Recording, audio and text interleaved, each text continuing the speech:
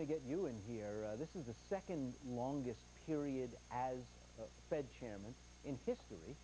Has there ever been one whose name is as well known, who is recognizable on the evening news the way Alan Greenspan is? No, definitely not. And part of that, of course, is the ubiquity now of media coverage, 24/7 cable, the internet. That kind of coverage would make most people more famous than 40 or 50 years ago. But that said, there are a lot of things that Alan Greenspan had and has going which made him unique. He certainly has something of the philosopher-king about him.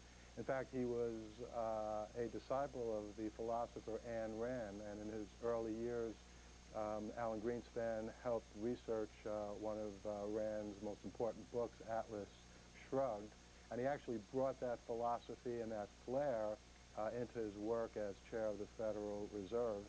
He also, I think, captured something that Henry Kissinger knew well. Kissinger said, power is the ultimate aphrodisiac, and I think Greenspan projected that kind of power.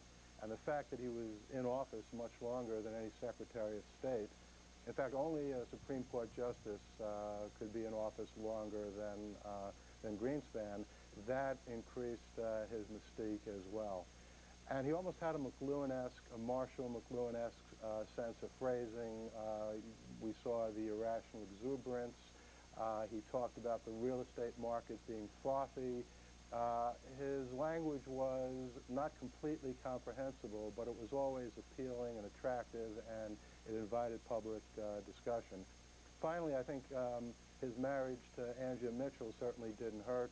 Arthur Miller, when he stole Marilyn Monroe away from Joe DiMaggio, showed that even the nerd can sometimes, get the beautiful woman, and I think that Greenspan and Andrea Mitchell make a sort of Arthur Miller, Marilyn Monroe-esque couple, although neither of them, of course, look precisely like Miller and Marilyn Monroe. You mentioned the now ubiquitous availability of news and cite some of the Greenspan popularity there, but could it also be that the average person on the street is more likely to have a little position in a mutual fund, in a company savings plan, maybe be looking to refinance in a way that perhaps a generation ago they might have stuck with the same mortgage for their whole time in the house?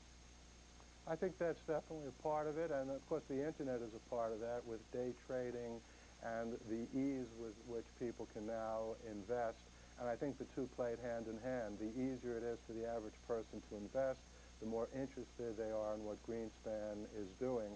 I think, though, in fact, few people understand what the Federal Reserve does. I think the average person, the average highly intelligent person, in fact, really doesn't understand how it is that when the interest rate is lowered, people have more money in their pockets, investors have more money to put into various projects. And I think the nuts and bolts of what Greenspan did were not the thing that made him interesting. It was more the way in which he did it, the sort of Wizard of Oz, behind the curtain, pulling the strings, and having this enormous impact on our economic life.